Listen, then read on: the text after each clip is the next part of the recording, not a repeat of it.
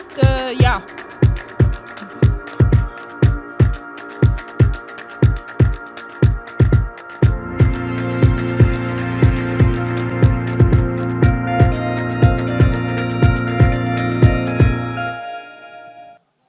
Nu, sveiciens, esam arī gaisā tur, otrā kameras pusē. Latvijas sabiedrība šķietam tiešām atbalsta koka būvniecību vārdos.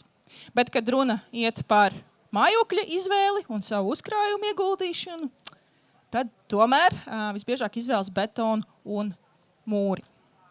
Šis ir tikai viens no apgalvojumiem, ko pārbaudīsim viedokļu duelī, kur sadursies politikas, būvniecības un arī sabiedrības skatu punkti. Vai publiskajam sektoram būtu jāveido pieprasījums pēc vietējiem un zemu oglekļa materiāliem? Vai koka ēkas tiešām iespējams uzbūvēt ātrāk un izdevīgāk? Cik tad pamatotas ir bažas par ugunsdrošību, mitrumu, akustiku un ilgmūžību? Un galu galā, vai cilvēkam vispār ir svarīgi, no kā ēka būvēta, ja ēka ir droša, klusa, silta un pieejama? Diskusijas mērķis nebūtu nav pasludināt vienu materiālu vai par uzvarētāju, bet mērķis ir konfrontēt argumentus un tiešām pārbaudīt šos stereotipus. Un sarunas centrā noliekot nedaudz plašāku jautājumu. Un šis jautājums ir, kā Latvija spēj izmantot savus dabas resursus ilgtermiņa ekonomikas attīstībai un vienlaikus uzlabot arī mājokļu pieejamību. Es esmu Gunita Ķiesnere, Vidzemes augstskolas jaunās būvniecības skolas vadītāja, un man ir brīnišķīgi duelēšanās dalībnieki. Un sāksim ar Lanīdas valdes priekšsēdētāju Aigars Šmits. Jā! Aplausi!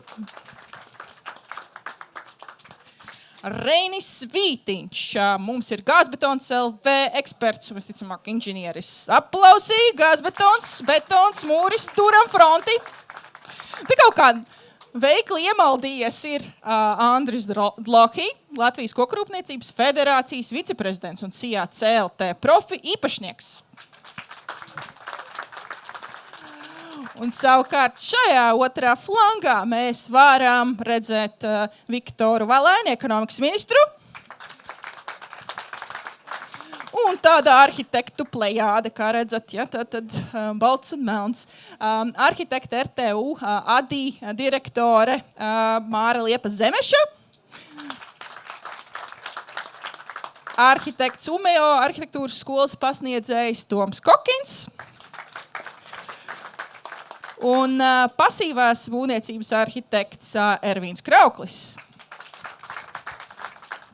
Jūs tā smuki varat izlasīt, kas viņi tādi ir, bet svarīgs jau ir viņu nostāja un viedoklis, kur tad viņi sastāsies. Bet, lai mēs iedot tādu startu un saprastu, kā mēs ar jums te vēl sarunājamies, tad ir svarīgs arī jūsu viedoklis.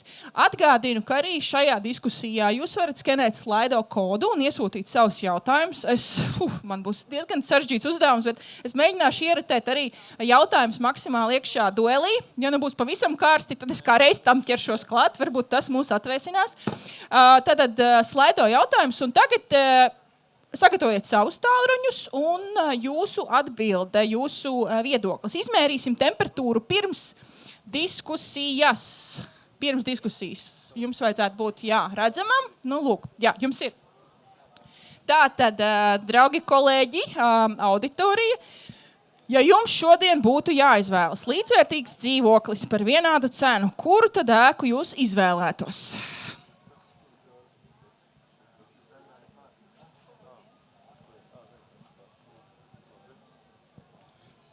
Balsojam. Šeit apzināti vairāk atbildes. Es jums tā tikai par to betonu un koku, bet varbūt, ka jums ir savs variants. Tu nevar atbalstīt, jā. Bet tas ir svarīgā auditorijas pusē, ja? Vai mums ienāk arī rezultāti?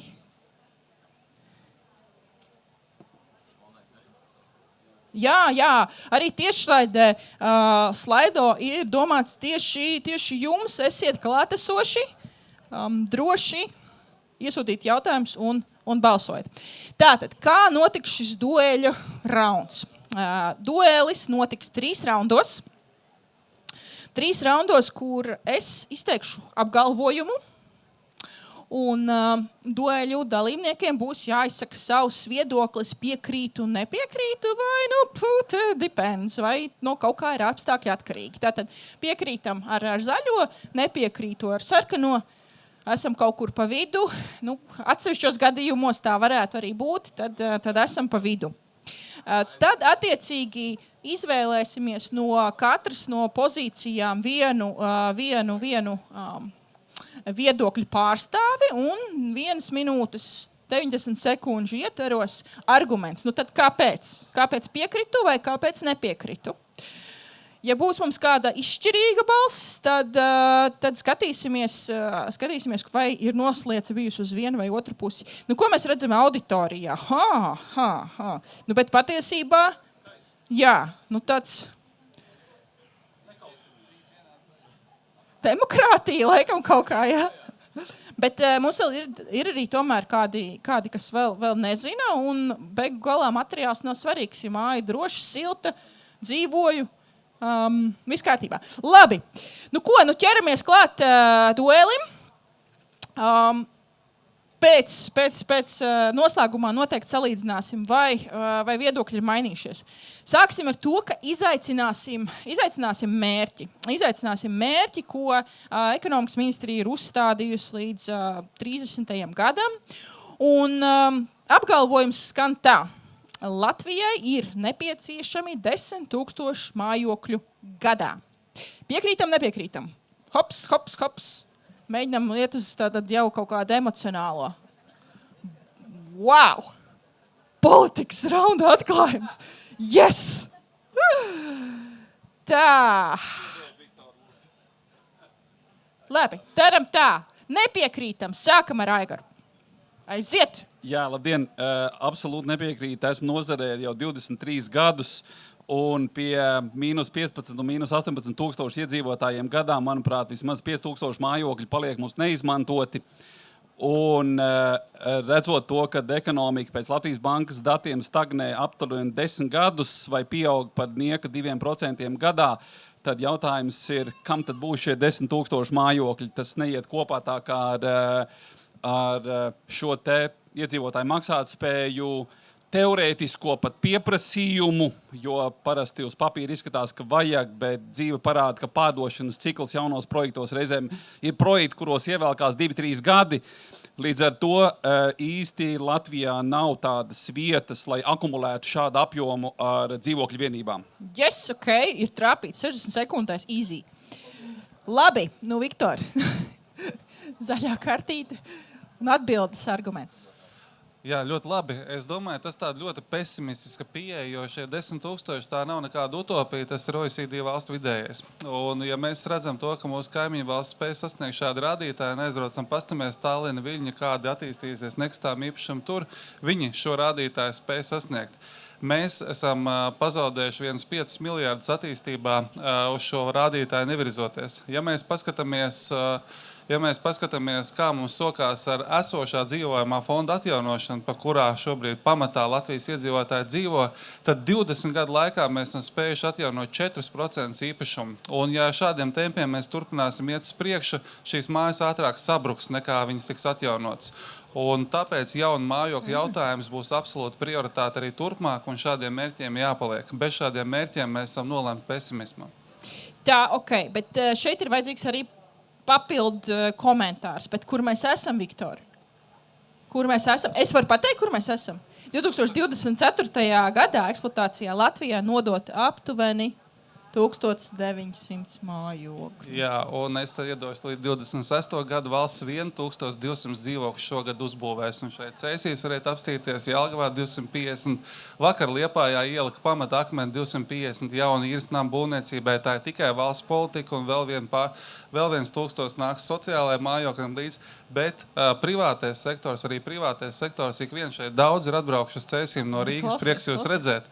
Bet, ja jūs pastīsieties privātajā sektorā, Rīga pat kā uzstādīja pirmo reizi Baltijas valstīs izsniegto būvatļauju vairāk nekā mūsu kaimiņu valstīs. Un šodien mēs ieraugam pozitīvu tendenci, un es ielikšu mazliet skaitļos. Ekonomikā pagājušajā gadā ienāca iekšā ekstra 1,8 miljārdu eiro. Šobrīd šī tendence turpinās pēc pagājušā gada, un mēs redzam to, ka lielākā daļa šīs naudas tiek ieguldīta tieši mājokļos. Mājokļi, tātad mājokļu jauna būvniecība un privātā kapitāla finansēšana ir tieši pamatā uz nekustāmu īpašumu darījumiem. Labi, mums ir intriga, jo Andris ir izdomājis, ka viņš būs pa vidu, bet tu vēl paklausies, jo mēs tā kā divi tādi komentāri, tā kā par, viens tā kā pret, un iedosim arī arhitektu flanga Māra. Ja? Māra, tātad, nevajag, tad kāpēc nevajag? Jā, es domāju, ka skaits vien nerisinās mājokļu pieejamību. Un tad tur ir daudz dažādi aspekti, kas mājokļu pieejamību nosaka, bet ko vispār šis termins nozīmē? Tātad mājokļu pieejamība, tas ir pamatā ekonomisks termins, ka cilvēki nemaksā vairāk par savu mājokli kā trešo daļu no saviem ienākumiem, apmēram 30%. Un man prieks, ka Valēna kungs pieminēja šo esošā mājokļa fonda atjaunošanu, kas, manuprāt, mums ir tāds lielākais izaicinājums šobrīd, ņemot vērā tīpaši Rīgu, kur vispār 60% dzīvo šajos padomju laikā radītajos lielmēroga rajonos. Jā, viena minūte, viss. Tas bija? Ok, labi. Andris, dod vārdu tev, tad tu kaut kur pa vidu, vai tev kaut kas pārliecināja? Vai tu esi tagad vienā vai otrā? Nē, tā kā iegriezīsim jautājumu bišķi savādāk. Jautājums bija, protams, vai vajag Latvijā 10 000 jaunu mājogu gadā? Jā, bet ne priekš vietējā patēriņa. Saražojam 3000 priekš sevis, 7000 aizvedam tiem igauņiem, leišiem un tālāk uz visām aizjūras zemēm. Brīnišķīgi. Tā kā mēs varam sabūvēt no materiāla, ja jautājums par koku bija kaut 20 000 mājokļus, bet ne priekš vietējā. Mums nevajag 20 000 koka būvas Latvijā gadā. Jā, bet stāsts bija par Latviju. Tā kā Latvijā ir nepieciešams 10 000 jaunu mājogu gadā. Jā, bet ne priekš Latvijas patēriņa. Okay. Latvijā, lai nopelnītu tur. Tu kā zinātu, bet tu nezināji, kāds būs nākošais apgalvojums. Nākošais apgalvojums politikas raundā skan tā. Mājokļu politika ir arī rūpnieciskās ražošanas stratēģija. Mājokļu politika ir arī rūpnieciskās ražošanas stratēģija.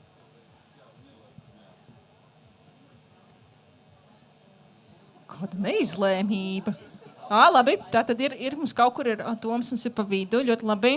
Tā pag viss tā kā par, vai mums kāds tomēr tā kā nē? Pārāk viennozīmīgi? Nē, tā pa vidu. Nē, labi, tad par dosim ražotājiem vārdu. Jā, respektīvi tā ir rūpnieciskās ražošanas stratēģija, mājokļu politika, jo ir ļoti grūti iedomāties, ka rūpnieciski veiksmīgi uzņēmumi kā savu pirmo projektu var pārdot kaut ko Vācijā, Nīderlandē vai vēl kaut kur. Tāpēc ir vajadzīgs, lai var paspēlēties uz vietējā tirgu, patrenēties, bet nevis tāpēc, lai sačakarētu tas produkts. Bet tad, kad vienā balsī runā pasūtītājs ar piegādātāju, ir mazliet vieglāk, ja ir kaut kādi nelīdzenumi, viņus nolīdzināt. Un tad, kad tas ir atstrādāts, tad arī uz citām valstīm doties. Ļoti līdzīgi ir izdarījuši gan leiši, gan igauņi. Tas ir tas, kas mums ir pietrūcis. Tāpēc mums tā koka būvniecība ir tik ļoti tāda bēdīga, kad tie daži, kas trenējās, viņi trenējās uz dažu privātu personu tīras intereses. Nevis tāpēc, ka ir nozars politikā to veidot kā eksportējumu nozari. Super, jā, tātad labi. Tad vietējais playgrounds, lai izšautos ārpusē. Tu tā kā Tev tikko mainījies, jā? Tā kā nē? Nē, es gribu Tu mazliet iebilst? piebilst, jā, kad, manuprāt, šos māju ražotājus izlutina pēc tam šo Skandināvijas bagāto valstu maksātspēja, un situācija kļūst tāda pat kā granulu tirgu, kur šobrīd, ja granulas pirms kādu laiku maksāja 140 eiro tonā, šobrīd 390 Aiziet skaidrs, eiro ko tonā. izlutinātie ražotāji, jā, visu jūs eksportēt projām, mūsu koku mēs nemaz nedabūnam. Mēs no Mājas koku kļūst materiāla dārgāks. Jūs mazāk par negribat 1% mājās izmantojam. Vispārējais aiziet savādāk. Par ko mēs runājam? Protams, ka ekonomiskai jābūt ekonomikai. Man ir tāds twists, varbūt, kas palīdzēs mums nedaudz vēl, tā teikt, iestāties. Publiskajam sektoram iepirkumos jādod priekšroka vietējiem atjaunojumiem zema ogļu materiāliem, pat, ja sākotnējā būvniecības cena ir augstāka. Jā, ok. Nē. Nu, skaidrs, nē. Ja par ražošanas politiku bija jā, tad tagad nē. Es saskaroties praksē, man pilnīgi bail vienam būt pret šādiem, kā saka, monstriem, tādiem brandiem būt opozīcijā. Bet es redzu to, ka cilvēki ļoti būtiski skatās izmaksu sadaļu un šis atjaunojamais... Publiskais iepirkums, publiskais. Es runāju par publisko šajā gadījumā. Tad publiskais vispār šito neskaitās, jo publiskā vienmēr viss ir reizes 3 dārgāk nekā privātais to dara. Tā kā jā, mēs esam politikas raundā, jā, publiskajam sektoram iepirkumos. Jā, tad Viktor, par. Tad, kā mēs varam tad dot to priekšroku? Protams, vietējo resursu izmantošana, tur jau ir dažādi instrumenti, kā šobrīd tas tiek savā ziņā lobēts. Tad katrs pasūtītājs jau pēc savām ieskatiem, bet attiecībā pa koku, es teiktu, mums tāda koku izmantošanas lobijas līdz šim būvniecībā no pasūtītāja puses praktiski Latvijā nav bijis dažādu aizspriedumu dēļ. Un šajā gadā mēs redzam pirmās pārmaiņas no 1. janvāra. Labi, Andri, tu tagad atbalsti, ka ir tu jūti uzlabojums vietējā tirgu, ja? Tātad pasūtītājs ir gatavs uz tiem. Labi. Vai publiskajā iepirkumā jāvērtē materiāls vai izmērams ēkas dzīves cikla rezultāts? Tas tāds papildu jautājums šajā. Atkal mēs tā neskaidri. Tātad, jo par vai...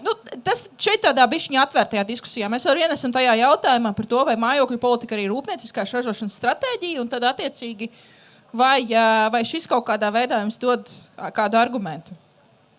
Materiāls vai dzīves cikls? Es teiktu, ka dzīves cikls pamatā. Jā, jo mums tiešām ir šis ilgspējība, tā vairs nav izvēle. Mums ir jāskatās šajā virzienā, un, ja mēs runājam par materiālu kā koku, tad tur ir, protams, ļoti liels potenciāls. Bet pamatā es esmu par to, ka tas ir dzīves cikls. Tikai un vienīgi ekonomika. Jo es varbūt esat arī klātsošie dzirdējuši šo Latvijas ārprātā skaisto veiksmes stātu Ogres biblioteka, ko sprauž priekšpusē un aizmugurē, cik šausmīgi skaisti ir uzbūvēta māja. Bet neviens privāts uzņēmējs neko tādu atļauties nevar, jo, ja gribēs atrast pēc tam nonieku šādām mājām, tad tev būs jāmeklē kaut kādi tādi vienradži, kas varbūt Latvijā ir viens, kas var paši uzbūvēt šādu māju, jo būvniecība šāda konkrēti šai mājai ir reizes, manuprāt, 2 dārgāka nekā tā būtu parasta mūra māja, un redzot to, cik cilvēki ir gatavi maksāt par biroja platībām, tad šī te ietiekoši dārgāk kaut vai koka būvniecība, viņa, tur nesedz, tur pazūd ekonomika. Gan atgādinu, ka Ogres biblioteka publiskais. Šis ir izcils piemērs, cik greizes ir priekšstats par kaut ko, un pakomentēšu, kāpēc. Ogres bibliotekā lielākais izmaksas pieaugums vai vispār, kas tur bija dēļ unikāliem risinājumiem, kam nav nekāda sakara ar koku. Viņi ņem siltummaiņus no kanalizācijas un tam līdzīgi. Un šitā ir tā lieta, ka tagad uzliec sev zelta podu stūrī, un saka, ka tev dārga māja tāpēc, ka bija 4 koka sienas. Tieši tas, ko Aigars tikko teica. Saliek visādus ķiņķēziņus klāt un vaino 4 koka sienas kāpēc ir dārga māja sanākusi. Tieši tas ir tas, kur mēs kļūstamies. Kāpēc nav nevienas koka biroja mājas? Mic drop. Ir. pajautāsim, cik tas birojs izmaksāja. Pajautā, cik Salaspils bērndārs kvadrātmāte maksāja? Nē, ap 2000. Ja tu noņem nost tas, kas ir vairāk kā miljons pāri bija par labiekārtošanu tam līdzīgi, kvadrātmetrs bērndārs publiskā būve bija ap 2000 koka. Man liekas, ka Reinis grib kaut ko beidzot pateikt. Nu, tāpēc, ka mēs beidzot ar cipariem tev pasakām. Nē, nu ir jārunā par cipariem tieši tā. Mēs varam teikt dārgi, lēti, bet par ko dārgi, par ko lēti, un to mēs aizmirstam pateikt. Jā. Jā. Un viens domā par sienām, viens domā par sociālo nodokli un celtniekiem, un viens tiešām par zelta podiem. Jā. Katram savs. Tā kā vajag atrast to kobildi un vienādas mājas pastīties vienādās praksē redzi šos objektus, Klau. Varbūt to arī īsi ieskicēt. Tad, cik patiecībā intensīvas ir būvniecības izmaksas, tad ēkas sienas, piemēram, versus ēkas pamati jumts. Tātad sienu izmaksas ir jārēķina mazāk kā kaut kādi 8%. Nu, pavisam maz ir sienu izmaksas. Tātad, ja mēs tā padomājam, tad tā koka klātbūtne ir 8% tikai. Jā, un tad mēs runājam, kura ēka ir dārgāka, kura ēka ir lētāka un kurai bija kādas problēmas. Tātad, principā, mēs apspriežam šos te dažus procentus. Jā, ok, labi. Te jau ir pat vienošanās. Redziet, kā jūs saprotat, te tā drāma pārvēršas tādā romantikā. Bet vai var iejaukties mazliet par tiem cipariem? Es domāju, ka pamatā koku izmantošana Latvijā būvniecībā nav tik populāra. Nu, mazajām būvniecībām ļoti populāra, bet lielajā būvē dēļ aizspriedumiem.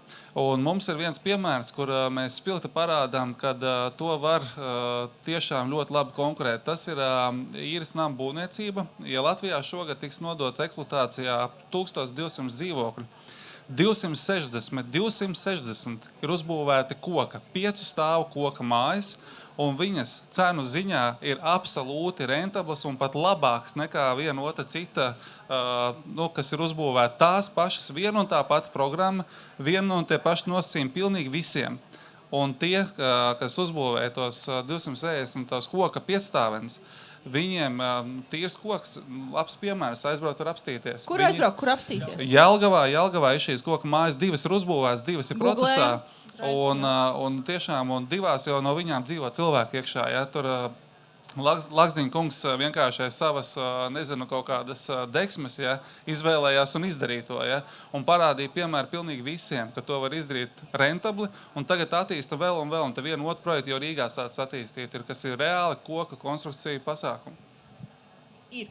Ejam pie nākošā dueļa jautājuma šajā raundā. Un tas arī būs pēdējais. Apgalvojums skan. Ekonomiski izdevīgāk ir daļu koksnes pārvērst vietējos mājokļos, nevis eksportēt kā izejvielu.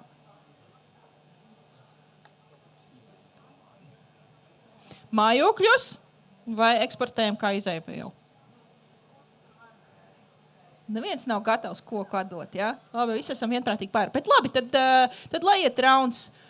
Ervīn, kāpēc? Strādā, ja? 60 sekundes. Kāpēc nav izdevīgi pārdot kā izēvielu? Jā. Vai kāpēc atstāt mājokļos? Kāpēc atstāt mājokļos? Jo, tu varbūt vari ieskicēt, man varbūt Andrim jāsaka, tad kāda tā koksne ir, kas tas spektrs, jo visiem varbūt nav skaidrs, ka mēs nerunājam tikai par papīrmalku un tad iedali.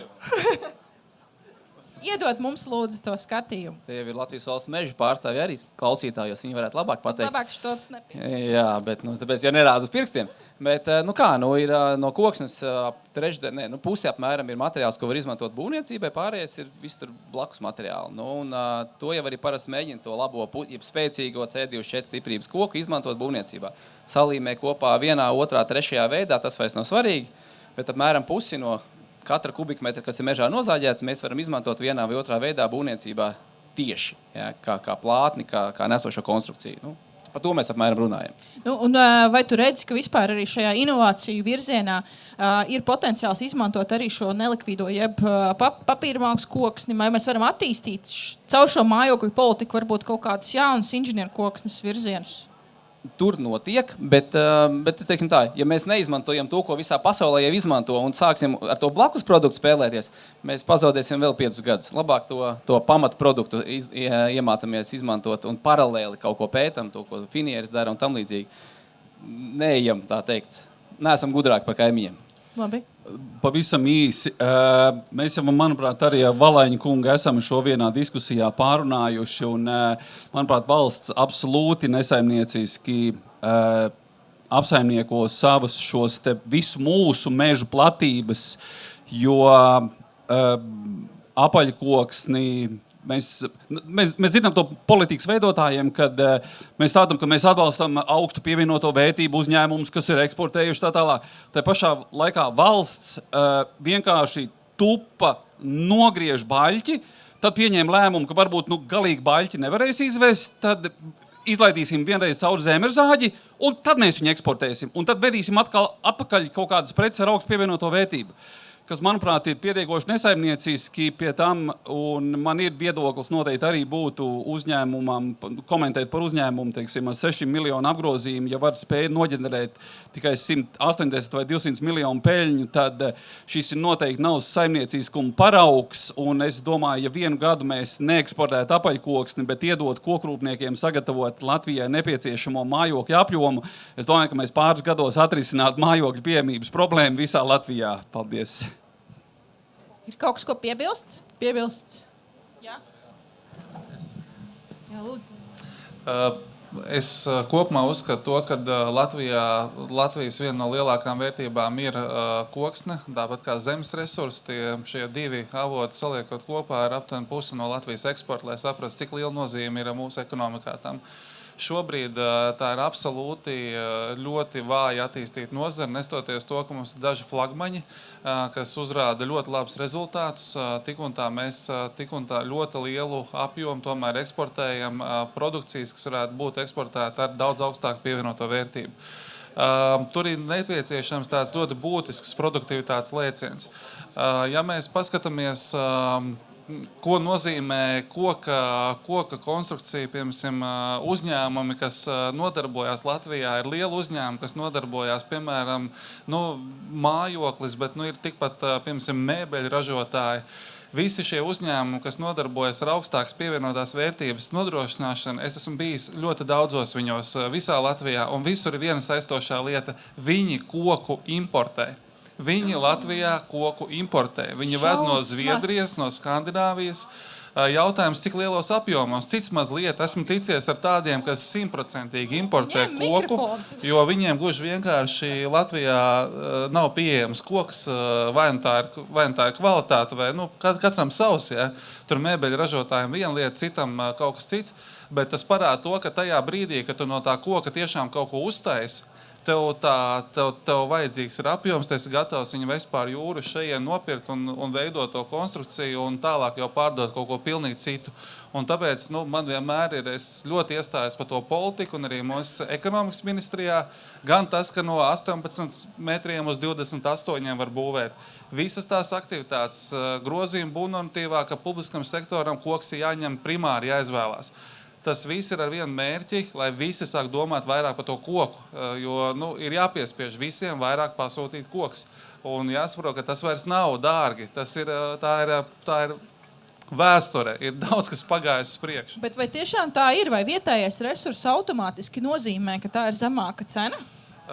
Tā noteikti nav. Protams, tā noteikti nav, tā ir konkurence, bet mēs redzam to, ka jā, kad, piemēram, ir uzņēmēji, kas, lai nodrošinātu sev nepieciešamo ražošanas apjomu, un tādi ir gana daudz. Tie, kas darbojās augsts pievienotās vērtības nozarēs, pamatā ieejot pie viņiem tajās plačos, ja, tu redzi Skandināvu iepakojumu atvestu dēļus. Nelīdz galam, daļēji jā, bet tā nelīdz galam. Respektīvi, protams, ka Latvija ieveda iekšā apaļkoku iekšā.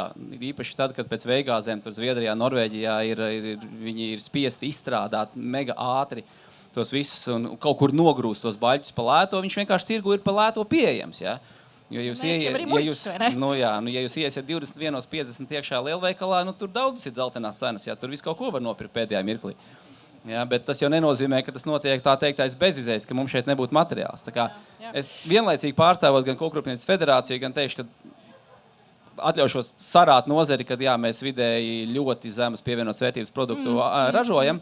salīdzinoši pret to pašu kubikmetru apmēru, ko pret Lietuvu un Igauniju, viņi miljārdiem naudu atnes vairāk valstī nekā tas. Vienlaicīgi problēma ir tāda, ka nav jau ierobežojumi tiem lielajiem pliko dēļu ražotājiem darīt kaut ko vairāk. Viņi vienkārši negrib. Jo valsts ir viņus zināmā mērā izlaidusi ar gariem līgumiem, ar stabilām piegādēm. Viņš sēž uz tās saviem apjomiem un var neko nedarīt. Jo nav taču tāpat nāk. No telefona vada biznesu, jā. Tom, lec iekšā. Jā, par pievienoto vērtību runājot, man liekas, mēs bieži uzticamies tam vienam uzņēmumam vai dažiem uzņēmumiem, kur radīs to veiksmes stāstu. Man liekas, šeit ir svarīgi uzsvērt, cik ļoti svarīgi ir radīt ekosistēmu, kas nav tikai viens uzņēmums vai daži uzņēmumi, un tā ekosistēma sākas izglītības iestādēs. Un tie nākotnes arī patērētāji, kas mums radīs to pieprasījumu pēc viena vai otra materiāla, un kā piemēram, ir Aalto universitāte Helsinkots, kur pirmā kursa studenti koka programmā, viens no pirmiem uzdevumiem viņiem ir iet uz mežu un nozāģēt koku. Jā. Un tad viņi seko visam ceļam no meža, viņi saprot, kāda ir tā industriālā meža ietekme uz ainavu, uz biznesu, uz ekoloģiju un vispārējo, līdz tas pārtop par kaut ko mēs varam saukt par ēku vai dizaina produktu, līdz mēs mācamies arī klāt, pieņemsim multidisciplināri, ka tā nav plika arhitektūra vai būvniecība, bet ka tur jau nāk arī pārdošana un tam līdzīgi, ka tā ir ekosistēma. Ekosistēmā, Mārai piebilda, kāda mums ir ekosistēma šeit? Jā. Es ļoti atbalstu šo viedokli, ka mums ir jāveido tāda kā ekosistēma, kurā no koka, kas aug mežā, līdz pat rezultātam. Jo katram materiālam ir tas savs ceļš. Un te man arī, klausoties kolēģis, radās doma, piemēram, tad, kad mēs par gaļu runājot, kas ir ilgspējīgāk? Es steiku vai desu?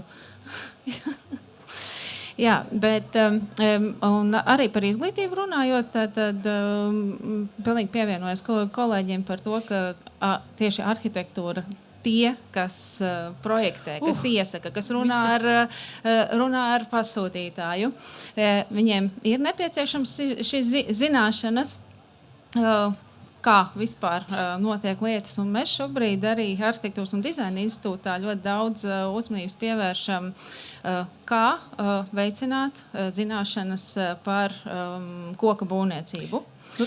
Ja var nopaļot, tātad, ja mēs gribam, lai tā nauda paliek, vai koks paliek ģimenē, tā velkot kaut kāds paralēls, skaidrs, ka vietējā koksne, bet ne tikai vietējais ražotājs, vietējais darba spēks, vietējais zināšanas, apmācība un tā tālāk. Mēs gribam zināt, ko sakat jūs šo raundu noslēdzot. Šo raundu noslēdzot, mums ir vēl viens slaido jautājums. Publiskajam sektoram iepirkumos jādod priekšrocība vietējiem, atjaunojamiem un zema oglekļa materiāliem. Pat, ja sākotnējā būvniecības cena ir augstāka. Tā. Mēs teicām, jā, ok, ekonomika saka, jā, ok, bet ko jūs sakat vai jūs esat gatavi balsot ar saviem nodokļu maksātāju maciņiem?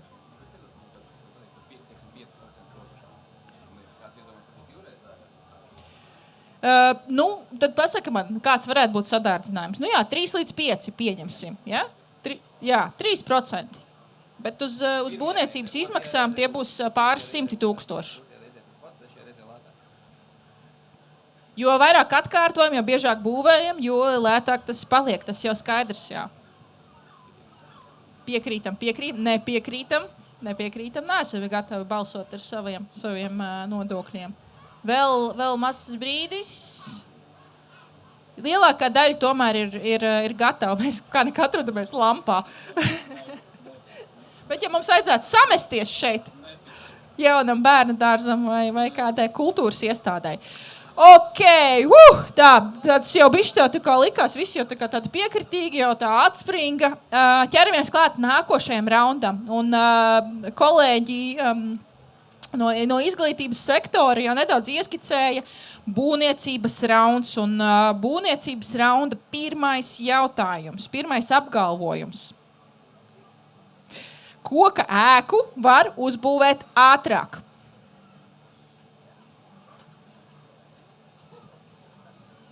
Koka ēku var uzbūvēt ātrāk. nekā tātad mūra un betona. Mēs ejam šajā virzienā, ja? Jo bieži vien šīs būvniecības izmaksas procesā mēs var redzēt, cik daudz ir praktizējuši reāli būvniecību. Arhitekti ir zīmējuši daudz projektus, bet cik tad ir noveduši līdz būvniecībai? Ja? Labi, tātad vēlreiz parādam, lai es piefiksēju. Nē, tātad, jā, labi, super. Tu tā kā tā, labi, tad mēs dodam, kāpēc ne, kāpēc koku ēku nevar uzbūvēt, vai, pieksim, betona mūru var uzbūvēt ātrāk nekā koku. Labi, es vairāk gribu parunāt par kopējo to procesu. Tātad, lai uzbūvētu koku ēku ātrāk, ir jābūt zemes gabalam, ir jābūt ražotnei, ir jābūt patstāvīgiem darbiniekiem ļoti daudziem, jābūt projektētājiem, arhitektiem, inženieriem, programmām, kas to visu izdara, ceha materiālu piegādēm. Un tanī brīdī, kad mums šis viss ir atbalsts bijis, kāds bez maksas to ir iedevis, tanī brīdī mēs varam koku ēku uzbūvēt ātrāk. Tā pašā laikā ļoti bieži, tad, kad ir jāuzbūvē kaut kādas, 100 mājas, koku karkas māju ražotāji Latvijā saka, nē, mums kapacitāte jau ir pilna jau 1 vai 2 gadiem. Līdz ar to, ja kaut kādā brīdī tu izdomājies, tagad gribu ātri uzbūvēt māju, tad līdzvērtīgi var uzbūvēt koka un mūra ēku, vienkārši sākot, teiksim, privātu māju vai citu, bez šīs te sagatavas. Tāds ir mans viedoklis. Andri. Tas tā ir hipotētiska situācija. Un es pieceļos no rīta es rītā gribētu sākt 100 ēkas būvēt, un jāpiezvan kādam, varbūt man kāds ir gatavs to izdarīt. Ja kādu rītā sākt. Tā nenotiek. Pajautā attīstītājiem, cik no viņiem ir gadiem ilgi tur visu plāno un taisa. Tā vienkārši nenotiek. Ja tā būtu, tev būtu taisnība. Bet tā ir hipotētiska situācija, kas nenotiek dzīvē, tāpēc nepiekrīt. Bet vērts, man liekas, arī auditorijas izglītošanas nolūkos pateikt, kad, tātad, kas vispār ir CLT? Tā pats ir rokas, kas zina, kas ir CLT? Pats. Kas sanākuši? Sanākuši autori. Forši, baigi labi. Bet tātad inženieru koksne un šī rūpnieciski ražotās ēkas, tad mēs nerunājam tikai par stāstu, kad pamati, sienas, lēnā garā, bet mēs runājam, ka lielāko daļu mēs saražojam rūpnīcā un saliekam tikai uz vietas attiecīgi būvlaukumā. Jo, te ir vienkārši tāds, ir taču saliekamais betons un ir tad attiecīgi saliekumā koku māja. Kurš ātrāks? Zirgs vai mašīna? Man liekas, ļoti svarīgi ir saprast, kas par to visu maksā un kurā brīdī sāk maksāt. Jo, piemēram, Zviedrijā viens no selling pointiem tiem prefab māju ražotājiem ir, ka viņi to ražošanas, to būvniecības ciklu lielāku daļu pārnes savā cehā, un līdz ar to tas klients, viņš mazāk maksā būvlaukumā uz vietu par celtņiem, vispārējo, un arī kreditēšana projekta sākās tajā brīdī, kad atved to projektu. Kā, tur nav tik vienkārši. Man zaļā kartiņa arī bija balstīta arī savā personīgajā pieredzē. Un te arī par to, ka koka ēkas var ražot ražotnē. Tie arī parasti ir labāki darba apstākļi, attiecīgi tiem, kas ir iesaistīti šajos procesos. Ak tā. Jā, bet Viktor. Es arī ilustrēšu tādu vienu personīgo pieredzi. Mēs uzsākām vienu projektu attīstību 5 māja. Nolēmām, ieliksim kopīgi pamatakmeni. Tur Eiropas komisija, lieli cilvēki, kamēr saskaņojām laiku, nobiedījās pa 2 nedēļām. Kamēr atbraucām, 5 māja jau bija saliekta kopā. Jā. Tieši tik ātri tas notiek. Ok. Tad liekam piemēru arī, ka Ķīnā 24 stundās viesnīca saliek, vai ne? Bet, betona koka, kāds starpīgi, kas saliek? Es gribu mazliet no kaut kāda cita punktā, kā no nekustamā īpašuma nozares, mazāk cita ir ātrākā māja, ko es esmu mūru māju uzbūvējis 7 mēneši, pat ar paklāju zālienu, pilnīgi pabeigt. Ja? Bet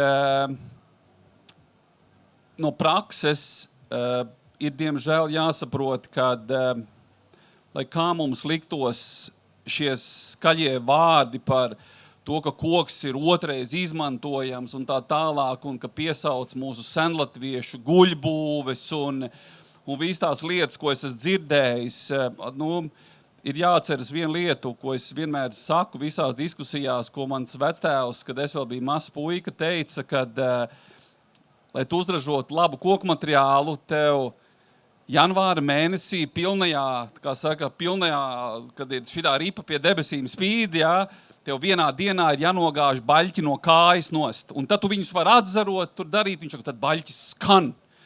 tad viņš nevērpjās, tad no tā var būvēt māju, ja, kad tev taisa guļbūvi kādreiz, tev taisīja lielu pārkari, kad tev tā nokrišņa ietekme nebija tik ļoti. Un tad mēs klausamies, ko šie guļbūvi nojaucēji saka, redz, man ekskluzīvu dēļu, es 100-gadīgu guļbūvi esmu nojaucis, tur tagad sazēmerēju foršus dēļus, ko var izmantot ekskluzīvās mēbelēs un tā tālāk. Un es jums izstātīšu piemēru pavisam īsi. Pirms kaut kāda mēneša man virs kompozīta terases dēļiem es pažēloju naudu, pirms 10 gadiem uzliku parastos nevis kompozīta lāgas, bet koka lāgas, un man viņus visus nopuva lupatās, bet nopuva tā sadaļa, kas ir virs, tā kā, virs kur nokrišņi tiek klāt.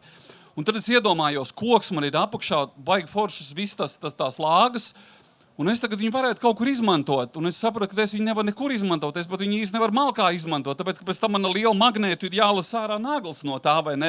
Un tad es mēģinu tā iedomāties, ka tagad pirms kaut kādiem gadiem mēs to māju kādu koku tagad izdomāsim jaukt nost, un mēs tagad piesaucam vēl Eiropas regulas, ka mums kā vērtētājiem, starp citu, arī būs nākotnē jāievērtē, cik mums izmaksās šo māju nojaukt varbūt kādreiz, ja kāds izdomās nojaukt. Arī tas būs vērtībā vēl jāpasaka. Mēs virzamies kaut kur absolūti neadekvātā kaut kādā virzienā. To es stāstu vienkārši pa lietu no savas pieredzes. Bet ir pretēji pieredze. Ervīn? Tu taču nedzīvo uz terases, pareizi. Zem jumta tu dzīvo, vai ne? Aiz sienām tu dzīvo, pareizi. Bet kāpēc tu terasi mini kā piemēru, atkārtot neizmantojamam materiālam? Saproti, var jau pateikt arī, koks ir slikta malka. Jādedzina kaut kas cits, tāpēc, ka es viņu izlieku ārā. Ervīn, es tevi cienu, Ervīns pēdējo māju tieši man projektēja. Ervīns ir fantastisks arhitekts, par to pat nav runas. Runa ir atkal, atgriežamies pie, ko Reinis teica sākumā. Mēs šobrīd, principā, šeit tā kā cīnājamies un pierādam, kas ir labāks 8% no kopējās mājas izmaksas. Mēs runājam tikai pa ārsienām.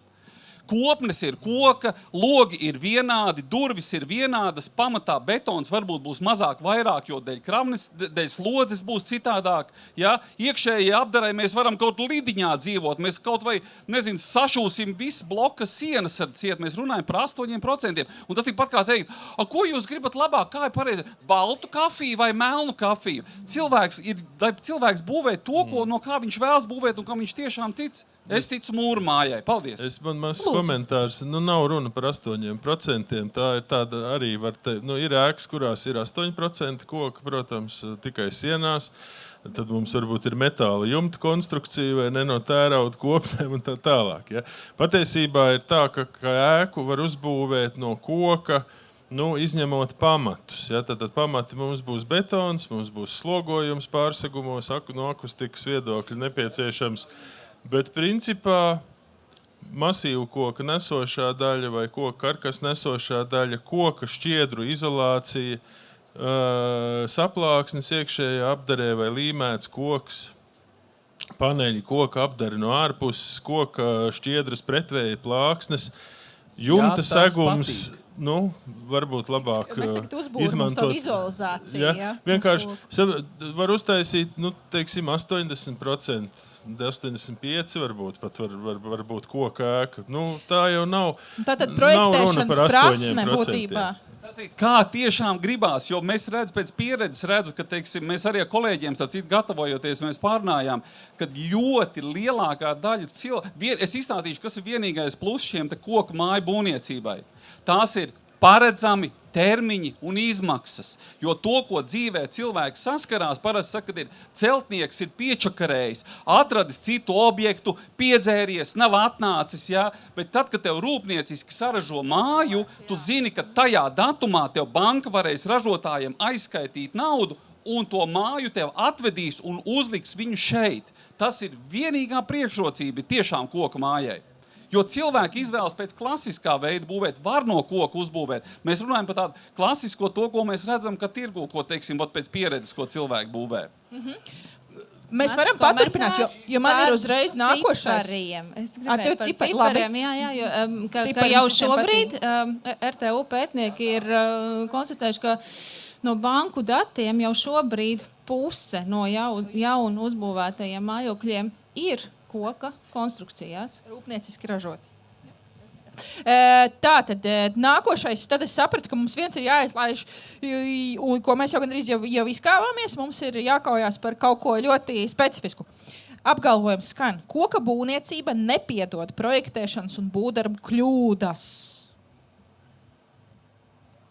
Attiecīgi betons ir paļāvīgāks, betona mūrmājas ir paļāvīgāks. Tas faktors. Koka būvniecība nepiedod projektēšanas un būvdarbu kļūdas. Nepiekrītat? Piedod. Viss. Pastāst, varbūt tev ir kādi gadījumi. Visi ir jautājumi, kādas ir kļūdas. Ja? Teiksim, būvējot normāli no koka modernu, tur tās tolerants plus mīnus 2 mm. Un tagad stāsts reāli no dzīves pirms mēneša. Meža parkā, Meža parkā top Sudrabeģis ielā skola. Ja kāds šeit būvnieks, no viņiem viņi būs baigi bēdīgi. Ja? Pirmkārt, jāpiegādā mums koka sijas priekš turienes bija janvārī. Janvārī piezvanīja, ka bišķiņ pārceļās, jūnijā vajadzēs. Bišķi pārceļās, 6 mēneši tikai. Jūnijā pateica, ka visticamāk jūlijā vajadzēs. Kad aizbraucām veikt uzmērījumus, jo tā kā, sienas viss ir no betona, tur pāri kaut kādas sijas, tas, kas mums jāuzliek. Ir, ja? Novirzes betonam ir 5 centimetri. Tad kā lai uzliek to koku, kas ir saražots jau kādu laiku, gaida to uzlikšanu, ja, kuram ir tolerants plus mīnus 2 mm, ja, un betonim plus mīnus 5 cm. Un būvnieks saka, kaimiņu valsts valodā, taču sajies. Tas ir koks, nozāģē to galu, liekam virsū. Tieši tur ir tā betona problēma, ka visbiežāk viņi arī sajiet, kas rezultējās tur papildus darbos, tāmītēs, tur pārskaņošanās un vēl kaut kā, un vesela kaudze ar cilvēkiem, kā inženieri cīnās un risina to, ko ir sajājuši betonētāju objektā. Tieši par to stāsts. Droši vien, ka jūs varat arī uzskaitīt daudzos gadījumus, kad ir dažādie būvstrādnieki, kas to koku karkas ēku, piemēram, ar dažādiem pīrāgiem, ne tā iestrādā materiālu, rodas kļūdas, materiāla nesadarība, pūves. Patiesībā lielākā lieta, ko mūsdienu mantojumā mēs cīnāmies, projektēšanā un būvniecībā. Ja? Tātad brāns vecajās ēkās, ja? Ēku pūšana, tas varbūt nav attiecināms gluži uz betonu. Tad jautājums par to, kurš materiāls vairāk piedod kļūdas būvlaukumā un eksploatācijā. Ko ir vieglāk salabot? Vai grūti to man nokomentēt, jo man kādreiz arī viens celtnieks teica tā, ka ir laba lieta, ka celtnieks nav ķirurgs, ka jebkuru rietu var izlabot, ja? Ka tev tur neviens nenomirst par lielam. Tā kā, manuprāt, pilnīgi jebkuru lietu var īstenībā izlabot. Es pat pēdējā mājā man sanāca mazliet pārāk tuvu būvlaidē iebūvēt. Vienkārši nozāģējām mājai stūri un pārskaņojām projektu. Arī tā gadās, jā, bet... Jā. Un ja kāds tagad teiks, kā es ar kolēģiem teicu, ja kāds teiks, ka 7 centimetri ir pa maz, tad 7 centimetriem bija jānozāģē mājas stūris. Tad vai problēma ir materiālā, vai problēma ir būvniecības praksēs? Var pavaicāt brāļiem Dambergiem, kas tur visi zina Kalnciem kvartālu.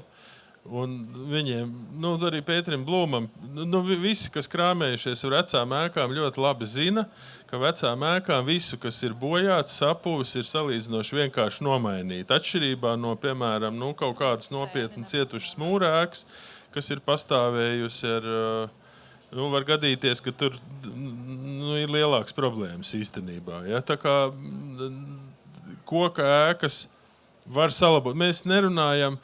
Saprotiet, mēs nevaram salīdzināt, izmantot ēku būvniecībā tik nekompetentu personālu, ja?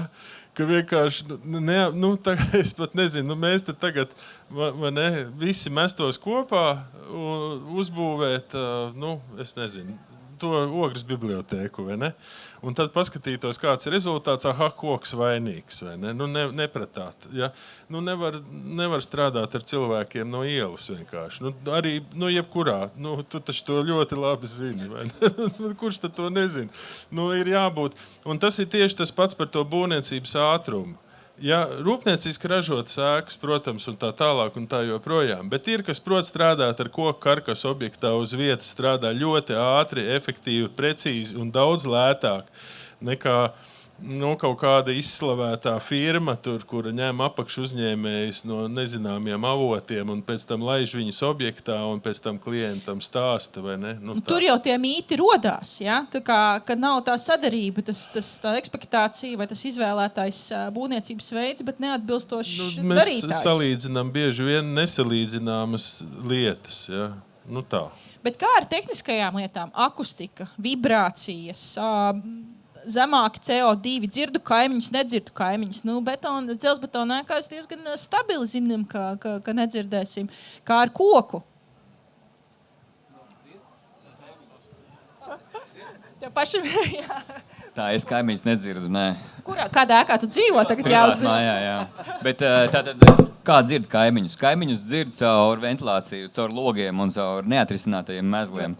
Tātad šīs nav tās lietas, kas ir jāpiemina vai mūra vai koka ēkām. Ir svarīgi pieminēt, ka tieši tā materiāls nav varbūt nemaz atkarīgs. Jā, materiāls nav atkarīgs. Lielākoties ir uzdevums. Kāds ir bijis uzdevums? Un bieži vien koka mājas rūpnieciski ražotās ir projektēts ar kaut kādām normatīvajām atkāpēm vai arī tieši otrādāk ar kaut kādām pasūtītāju vajadzībām.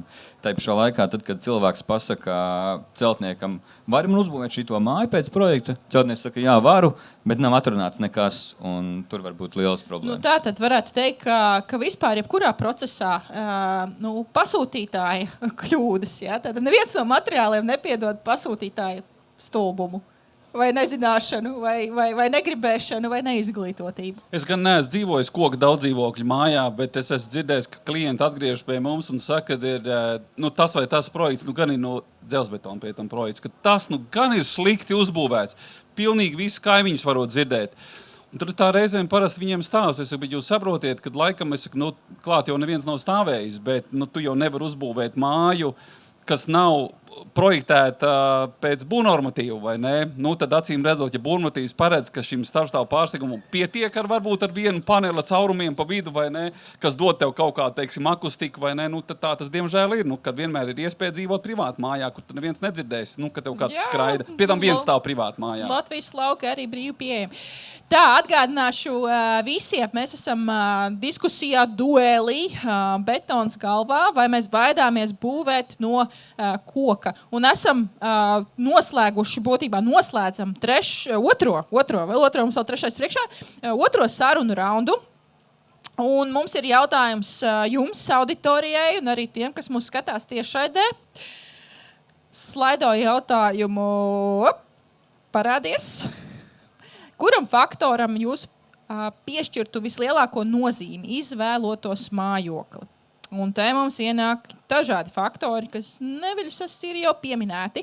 Bet ko sakat jūs? Cena, ugunsdrošība, skaņas izolācija, akustika, ilgmūžība un mitruma drošība, oglekļa pēda, būvniecības materiāls nav galvenais.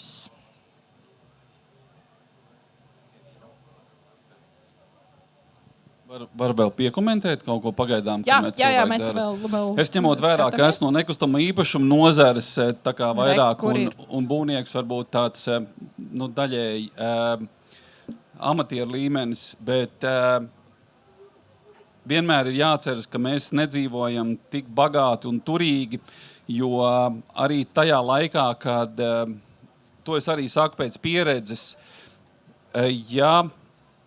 mēģināt to vienkārši iedomāties, ja stāv divas vienādas arhitektoniskas mājas, pat vienādas, un viena ir būvēta koka māja, teiksim, koka karkas ar visu, teiksim, šo te pīrāgu standarta, un ir mūra māja, bet arhitektoniski viņas ir vienādas, un māja nostāvējusi ir 30 gadus. Un jums tagad saka, redziet, tā ir koka karkas konstrukcijas māja, šī ir mūra māja. Un jūs redzat, teiksim, attiecīgi vienas, un es pēc pieredzes redzu to, kad cilvēki tie pircēji, kas ir pircēji, un tas ir bez kaut kāda sarkasma izvēlas šo te mūra māju pēc šiem 30 gadiem, vai ne? Diemžēl. Sorry, paldies. Tāpēc es runāju par to, vienmēr atceramies, kā mēs pēc tam sasniegsim to likviditāti, varbūt īpašumam. Tu varēsi izpausties noteikti, ko mēs redzam šeit. Mēs redzam, ka tomēr tāds skatāmies uz māju tādā ilgtermiņā, kāda iespējams uz lielāko savu dzīves izvēli, tad ir svarīgi, lai tā būtu ilgmūžīga un arī mitruma drošība. Cena kā otrais faktors, bet sākotnēji dominēja. Savukārt būvniecības materiāls nav galvenais. Mums te būs ko apgāsts. Klausies, te ir pilnīgi savādāka auditorija. Tas ir interesanti, tas ir visnotaļ interesanti. Ugunsdrošība tad ir svarīga. Te bieži vien arī ap koku daudziem mīti, skaņas izolāciju jau izrunājam. Nu, ko tad ķeramies klāt? Nu? Viņi vispār nesaprot, kas tāds ir. Nu, kā mēs to tulkojam? Nē, droši vien, kad mēs to skatāmies tādos visos ikdienas paradumos un izvēlēs, ja nevis mēs to skaitam, kā tagad man kalkulators un visu laiku ikdienā, tā kā mūsu gudrie rokas pulksteņi mūs skaita mūsu oglekļu pēdu. Nē, viņi skaita mūsu soļus un that's it. Vismaz līdz šim. Labi, tātad ķeramies klāt trešajam raundam. Trešais mums ir sabiedrības rauns. Varēsim arī pieķert, īstenībā vairākus jau no jūsu jautājumiem mēs atbildējām, jo viņi jau šeit acīm redzam ir iedizainēti. Bet kā reiz apgalvojums, un apgalvojums skan tā. Pircējs dod priekšroku sludinājumam, kurā minēts mūra betona ēka. Jā. Latvijā. Pircējs dod priekšroku sludinājumu, kurā minēts mūra betona ēka. Tieši tā, tas ir ok. Varbūt arī kaut ko pa vidu. Tātad jā. Jūs nekad neesat bijuši pircēji, ja?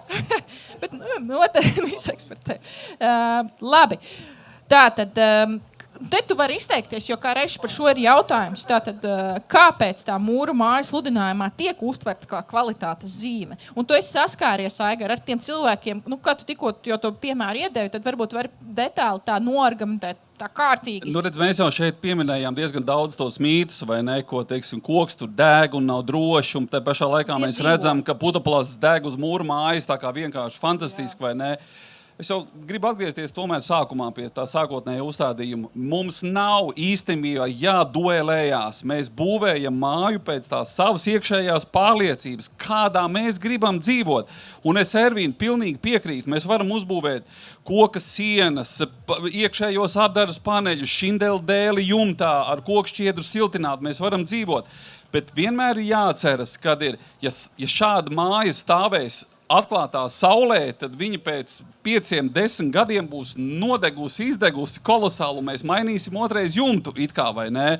Un tās ir tādas nianses, ko mēs tikai varbūt redzam kaut kādā brīdī, kad tā māja ir uzbūvēta, un tajā brīdī mums likās, ka mēs dzīvosim ekoloģiski, tīrā vidē, ar labu ventilāciju, ar foršu koku, un dzīvosim apmēram tā kā lido dzirnavās reizēm. Tā ir tā man sajūta. Aigar, klausies, kāpēc tu savu mūra ēku apšūvi ar koku? Tātad, pastāstīšu, kāpēc. Man ir vairākas mājas ir uzbūvētas, un ārējo mājas apdari es izvēlos atkarībā no vietas, jo īpašumam visnoteicošākais ir vietas faktors. Un ja es redzu šobrīd, ka mūra māja ir skaistā vietā, ainaviskā, kur ir ozoli, kur ir koki, kur ir gauja, tajā vietā šis koks bija atbilstošākais materiāls tīri fasādes apšūrē. Kā tu domā? Tā kā cilvēks atbrauc pie tevis, viņi domā, tā ir koka vai tā mūra māja? Man absolūti pat neinteresē, ko cilvēks tajā brīdī domā, jo es zinu, ka mūris tev ir nesošā konstrukcija, un tas ir manā izpratnē, tas ir stabilāk. Labi, super. Tom, aiziet, Man liekas, ka mēs kā sabiedrība ļoti forši pavelkamies uz tādu polarizāciju. Un patiesībā varbūt nevis sabiedrība, bet man liekas, šī diskusija lieliski parāda, ka pasniedz polarizāciju, un tad ir cilvēki, kas viņu kultivē un maļ. Un tad ir tāds klusāks gals, kurš saprot, ka patiesībā mums būtu jādiskusē par kvalitāti. Mēs varam māju uzprojektēt gan ugunsdrošu, gan mitrumizturīgu, gan uzprojektēt jumtu tā, lai fasāde neizdeg saulē. Un to visu izdarīt arī skaņu droši un tam līdzīgi. Tā kā, man liekas, mums vairāk par to kvalitāti jārunā. Bet kas vairāk ietekmē to izvēli? Tie fakti, tā personīgā pieredze vai kaut kāda ilūzija vai tomēr tirgus stereotipi? Man liekas, ka mēs kā tā stigmas varbūt mūsu Latvijas kontekstā vai Baltijas kontekstā nedaudz ir izveidies arī no mūsu vēstures. Mēs katrs, braucot caur Latvijas ainavu, redzam pūstošas, pelēkas koka mājas. Mēs katrs apmēram esam nojautuši, kā tas ir būt centra jugendstila mājā, kad tev skrien augšā kaimiņš, un tu dzirdi, kā viss vibrē. Mūsdienu sakarīgā, modernā arhitektūrā no tā viss taču var izvairīties. Un arī, ja cilvēks ir ēkā, tā ēka jau neaizies bojā. Bet kā to tad nokomunicēt? Tad ir jātaisa open house, tā kā atvērtās mājas un jāpieredz, ko nozīmē padzīvot. Es domāju, mūsu šīs paudzes, kas šeit sēžam uz skatuves, uzdevums ir radīt tos pirmos precedentus, ir radīt to Salaspils bērndārzu, to Ogres bibliotēku, un tā paudze, kas ir jau izaugusi no Salaspils bērndārzā, tie bērneļi, tiem jau ar šīs diskusijas nebūs vajadzīgas. Viņi būs gatavi ar tiem saviem aciņiem balsot par šo izvēli. Es tieši par to pašu gribēju. Jā, jo man likās ļoti labs komentārs iekšējā pārliecība. Tas ir tas, kas mums attiecīgi vienu vai otru lēmumu liek pieņemt. Un piekrītot arī Tomam par tiem, kas izauga no Salaspils bērndārza, ja mūsu aptaujā šodien šī CO2 aspekts vispār netika iebalsots, tad es varu teikt, ka jau mani bērni šiem aspektiem ļoti lielu uzmanību pievērš ikdienā. Cik daudz valsts iestādes pievērš šim uzmanību un šīm izvēlēm? Jo bieži vien mēs te valsts pārvaldes sava veida sabiedrības spogulis, un arī ārējā ekonomikas ministrs saka, mēs par un par, bet tad, kad viņiem ir valsts nekustamā īpašuma, viņiem atjauno telpas un birojas, kādas tad ir viņu izvēles? Jā, tas ir tas, ko es jau minēju. Mēs ļoti daudz esam pēdējos 2-3 gados cīnījušies par to, lai koks vairāk ienāk mūsu ikdienā un mūsu publiskajā sektorā. Un, teikšu godīgi, nav bijušas vieglas tās diskusijas, jo paceļās dažādi jautājumi. Es te šodien arī braucu, runāju ar manu kolēģi Olgu, ja, tad, kā mēs to koku nomērīsim, cik daudz un kā tas tiks tālāk mērīts. Bet tas, kad publiskam sektoram veicot šobrīd pasūtījumu darbus, tas jāņem primāri vērā un jāstāsta, kur viņš var maksimāli iesaistīt koku, tas šobrīd noteica normatīvu. Tāds agrāk nebija. Ir pierādīts entajos veidos dažādi šie stereotipi atsist atpakaļ pa ugunsdrošību. Šobrīd ir Latvijas standarts pieejams, kur visiem skaidri redzams, ka patiesībā tas pat ir drošāk. Un es domāju, ka publiskajā vidē šobrīd tajā brīdī, ka pieķerās klāt kokam, tad vienmēr gribās visiem izdarīt kaut ko ļoti īpašu to koku, ļoti tādu skaistu un maksimāli izcelt viņu, kas savā ziņā varbūt arī sadārdzina šos projektus, bet tāpat laikā, ja mēs sāksim vairāk pie tā piedomāt un pieiesim tajā lietā mazliet vienkāršāk, mēs sasniegsim ļoti labs rezultāts. Ir bijuši tiešām ļoti daudz uzskatām un skaisti piemēri Latvijā. Piemēram, es pats no Jelgavas būdams, es savā pilsētā redzu ļoti daudz skaistu piemēru, piemēram, brīvdabas estrādi Jelgavā, kas ir uzbūvēta. Tas bija viens no pirmajiem vispār tādiem projektiem Latvijā, kur tālāk paņēma arī citus, un tā šis uzņēmums šīs sijas eksportē pat līdz Austrālijai. Un ir ražošanas bāze, un ja kāds vēl gribēs atkārtot, tas viss ir iespējams pieejams šeit pat Latvijā uz vietas. Man liekas, ka ir vienkārši jāturpina raidīt skaista publiskā vide, un koks ir Latvijas mūsu paša bagātība, ar kuru mēs to varam vislabākajā veidā izdarīt. Es redzu arī daudzas ir betona būvs Latvijā ārkārtīgi skaistas, bet piekritīsiet, tas koks iedod tomēr zināmu šarmu un identitāti, un kas manuprāt, ir ārkārtīgi vērtīgi. Jā. Tā kā jā, tā kā nē. Andri?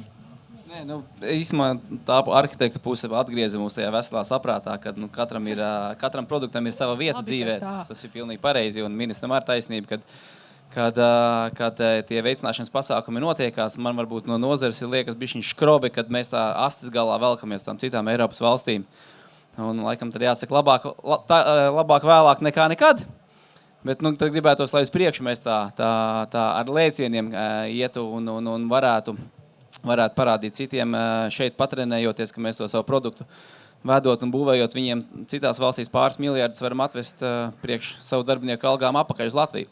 Tāpēc nekad viss nebūs no koka, skaidrs, nevajag, teiksim, kur viss brīnišķīgs metāls īstermiņa lietošanai tagad vajag. Tā kā būs aigara arī tev, betona māja, nesatraucies.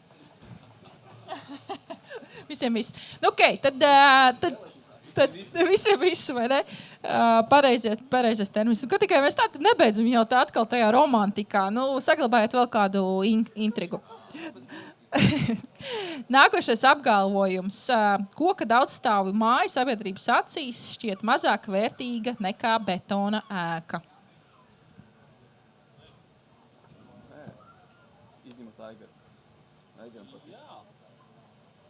Mazāk vērtīgi. Jā, es gribu dzirdēt gan vērtētāji, gan arī tādu, nu, tad tam, kam ir sabiedrības.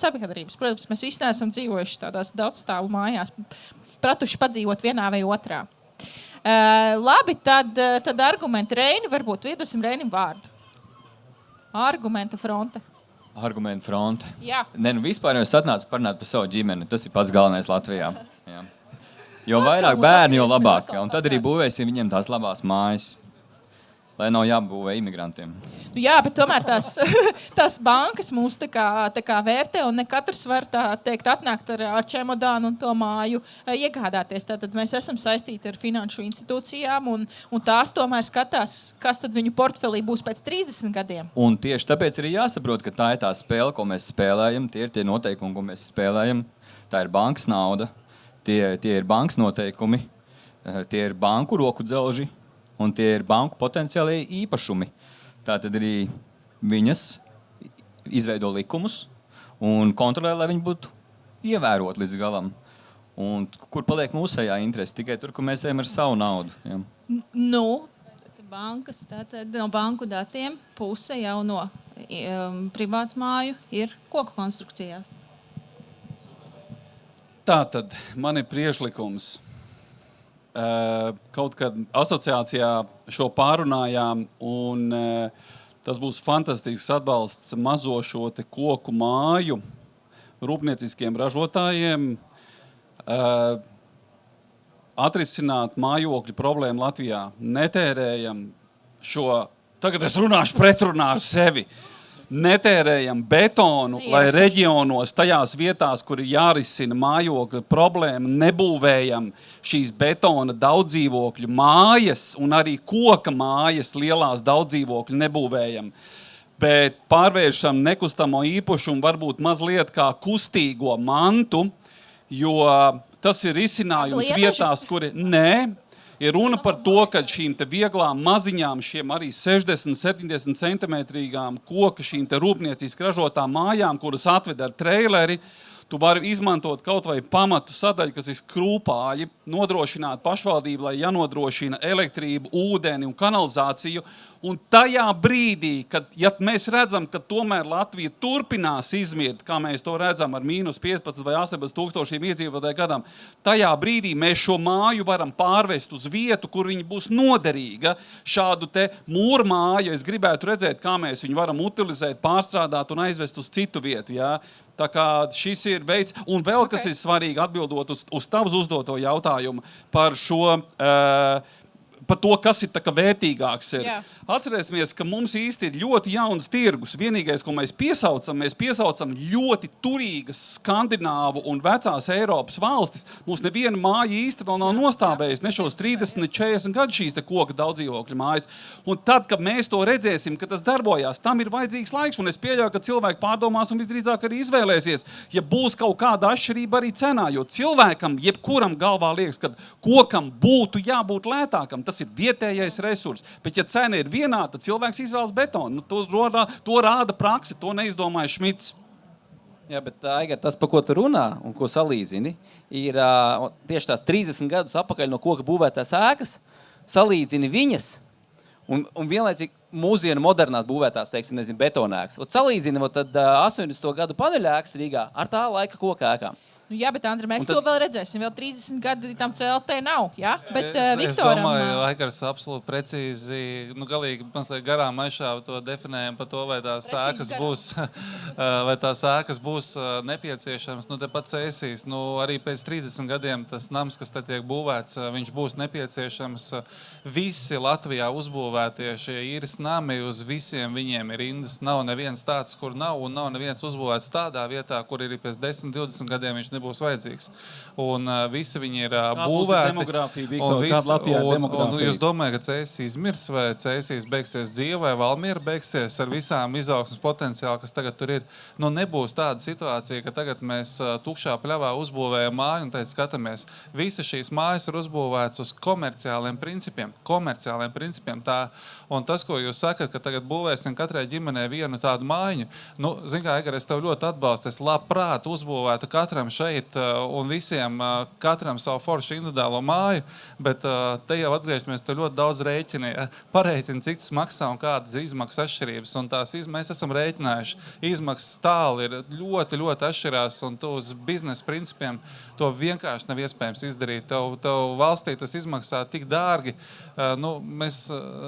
man būtu grūti iedomāties, cik mums būtu jāpelna, lai mēs kaut ko tādu varētu atļauties. Tā gan ir utopija. Tas gan nav dārgi, un runājot par to, vai neizmirs Cēsis, es nerunāju šobrīd par Cēsīm, bet tīri salīdzinājumam varu pateikt, ka janvāra, februāra mēnesī principā Latvijā beidza pastāvēt pilsēta Smiltene pēc iedzīvotāju skaita krituma pēc oficiāliem datiem. Nosauc man kaut vienu no tām 15 pilsētām Latvijā, kur uzbūvēt šobrīd ir īres nami, kura ir tā vieta, kur varētu būt, ka tas īres nams iztukšosies. Nē, es nesaku, ka Latvijā tas ir slikti, jo to es esmu publiski paudis tajās vietās, kur tirgus nevar pats sakārtot pēc tirgus principiem, tur ir valstī jāiejauc. Bet būs briesmas, ja jūs sāksiet ar šo te programmu, tas, ko arī kādreiz parakstīju šo vienošanos, ka Rīgā sāksiet būvēt šos mājokļus. Un atkal tas pats jautājums ir mīnus 15,000 iedzīvotāju gadā. Kur paliek šie 5,000 mājokļi? Teorētiski. Es pat nerunāju pat visiem 15,000. Kaut kur tad šie cilvēki dzīvoja.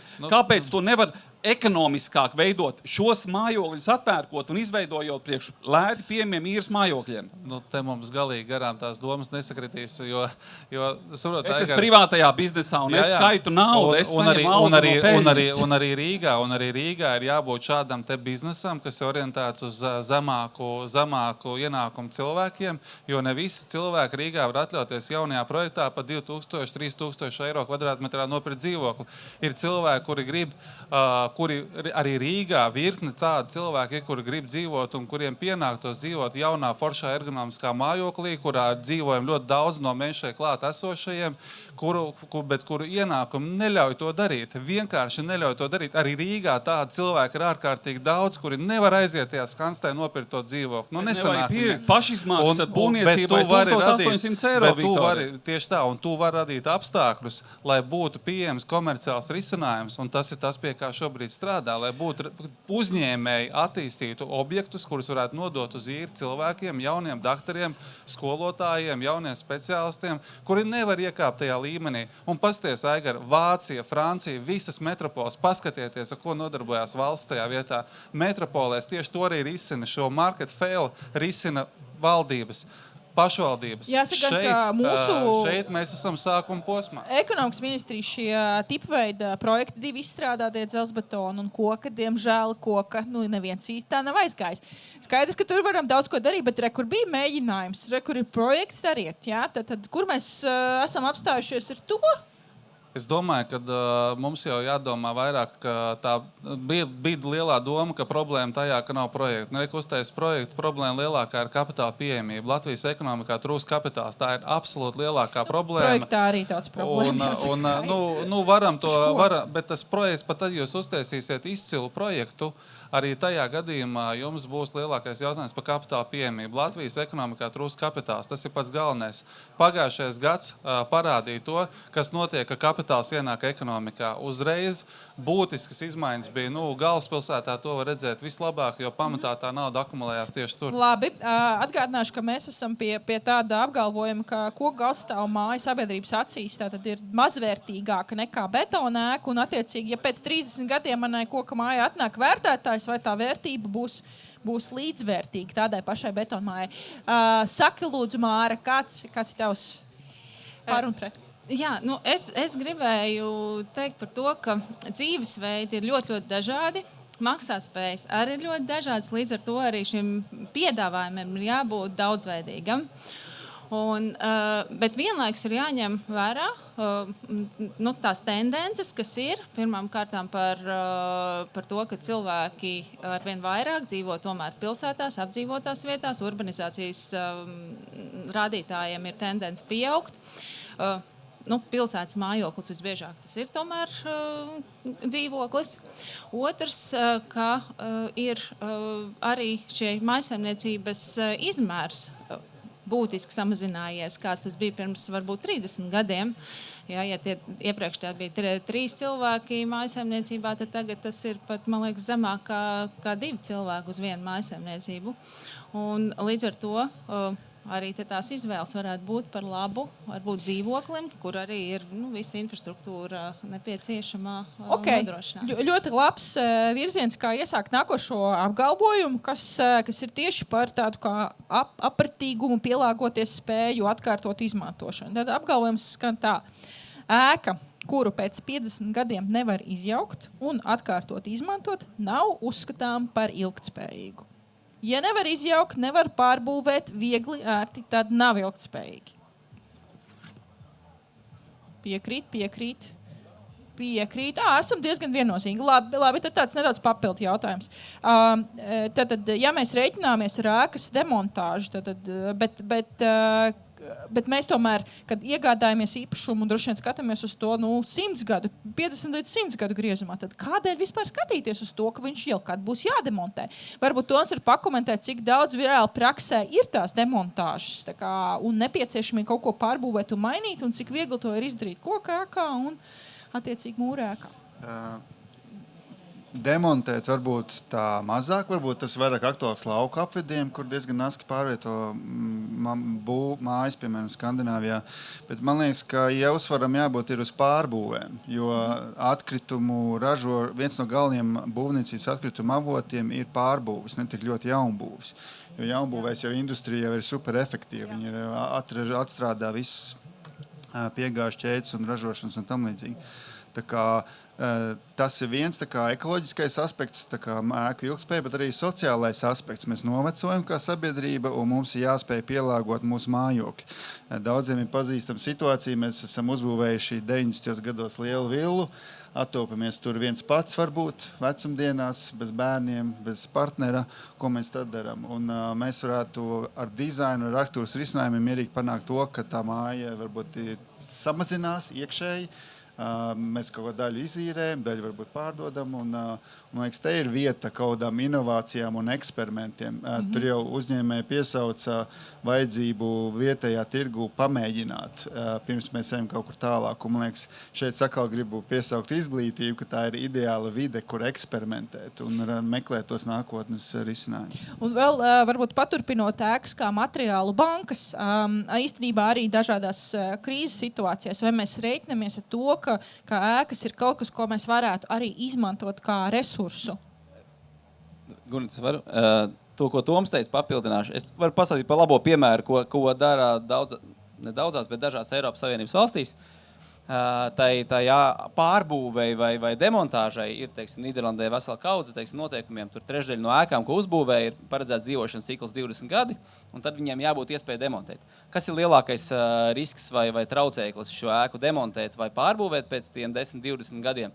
Ne jau tas tikai kādi materiāli ir izmantoti, bet kā ir saglabāta informācija par būvniecības procesu, lai tu zini, kādas skrūves, kurā vietā ir likts iekšā, ja ir betonēts, tad ar kādu materiālu betonēts, kāda armatūra likt iekšā, kāds viņa dzīves cikls, un ja vajag, kā viņu izjaukt pa sastāvdaļām.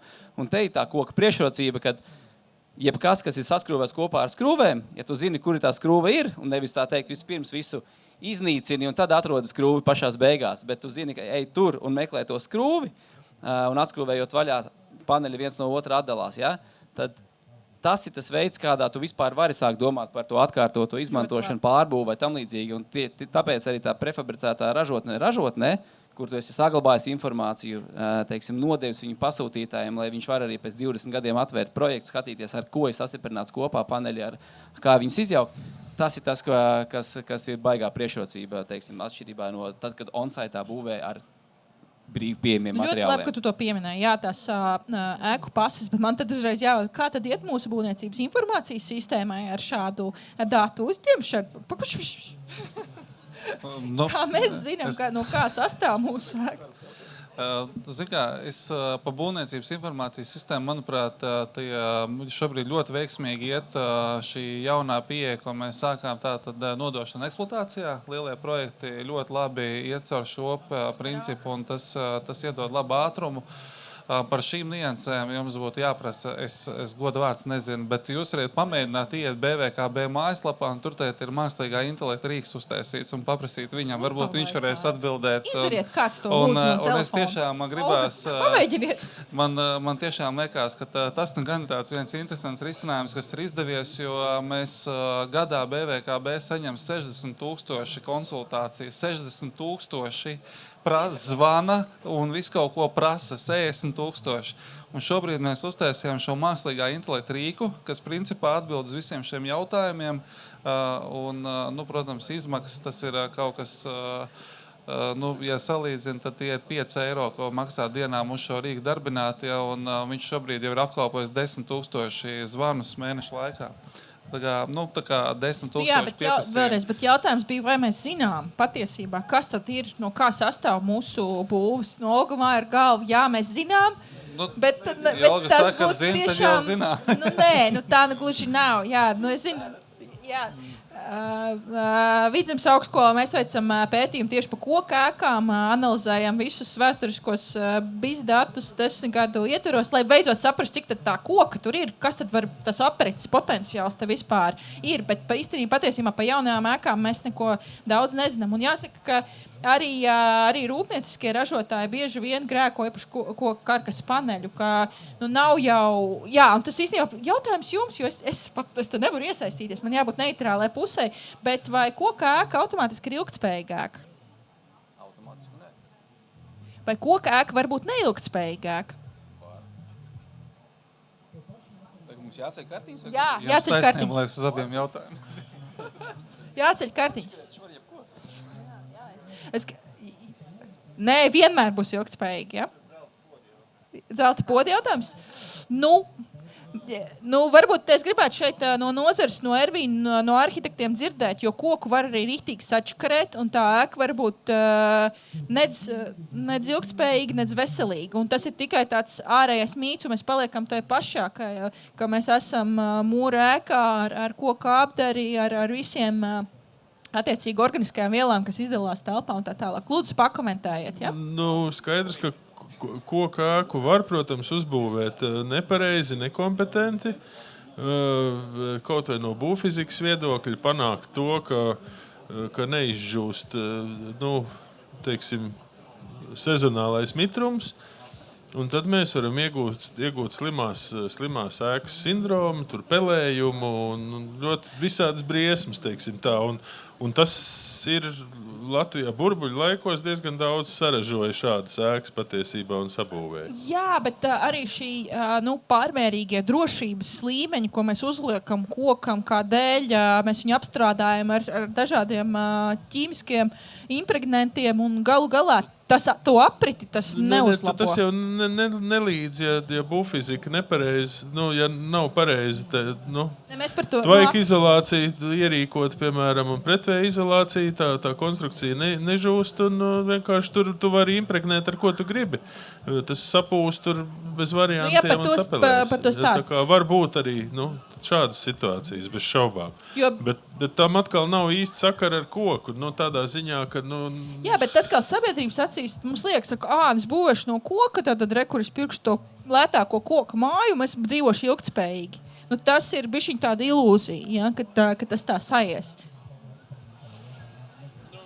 Man liekas, ka sabiedrība kļūst ar vien informētāka un diezgan pirms 15, 20 gadiem neviens neuzdeva jautājumu par to, kā tur tas koku karkas ir izveidots. Tagad es domāju, ka jau to problēmu ir bijis tik daudz, ka pārsvarā cilvēki tomēr vismaz uzdod jautājumus un meklē kaut ko, kas viņiem vismaz kādu, kas var garantēt, ka tur viss būs kārtībā, ja? Un paskaidrot, kāpēc būs kārtībā. tehnoloģijas attīstās, materiāli attīstās. Un, tagad Rīgas Tehniskajā universitātē mēs veidojot šo vai stiprinot šo izglītību par koku būvniecību, diezgan daudz diskusijas esam par šo tēmu organizējuši. Un nereti no sabiedrības, arī no pašiem arhitektiem izskan tas, koka māja, es ieeju iekšā un tur uzreiz man sāk sāpēt galva, jo tur ir tiešām izmantotas daudz dažādas ķimikālijas. Bet tieši tā zināšanas un jauno tehnoloģiju izmantošana, manuprāt, ir atslēga.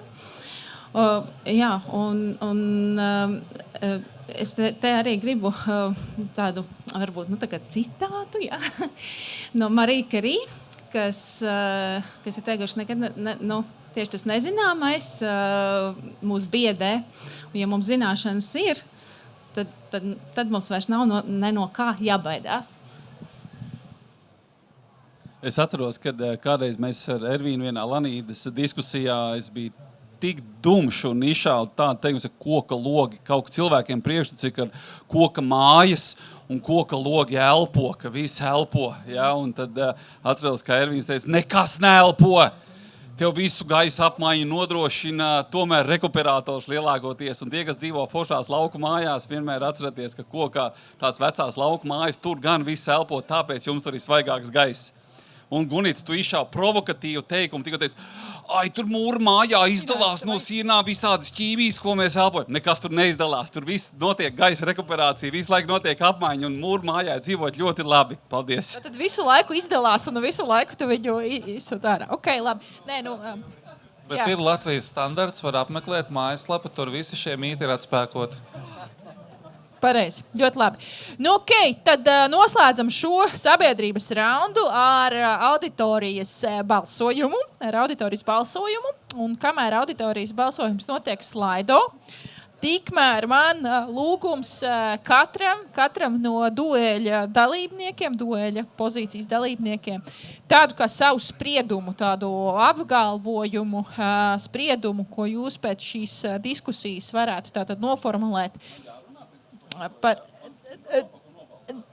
Nē, jums tagad par spriedumu jāpadomā, bet auditorijai savukārt par balsojumu. Kas jūs visvairāk atturētu iegādāties dzīvokli, koka daudz stāv ēkā? Klauni, visi ir gatavi. Okay. Vajadzētu tikai pagaidītos. Redzam, tagad skatāmies, kas mums ir tie jautājumi, kuriem mums vēl ir jāmēģina atbildēt. Ir cīņa par to, ka nekas koks un ejam uz priekšu, tomēr mitrums un ilgmūžība, skaņas izolācija, tad kaut kur jau pieredze te ir, ugunsdrošība, cena, īpašuma tirgus vērtība. Jā. Nekas vairāk tur nav paslēpies. Aigars aicina tālāk. Uz ko? Būs festivāls betons galvā. Turpināsim sarunu. Ok. Brīnišķīgi gribās pat nofočēt tos rezultātus. Mēs pēc tam viņus arī varēsim droši vien izgūt ārā, lai pieglabātu nedaudz šīs auditorijas formā. Tātad atgādinu, ka mēs šeit duelējāmies, cīnījāmies argumenti un pretargumenti, koks un betons. Betons vai mūris, droši vien tā varētu teikt. Un šo diskusiju varam noslēgt ar mūsu duelistu tādiem kā spriedumiem, kuru mēs esam šajā un arī tādā 60 sekundžu pitch formātā.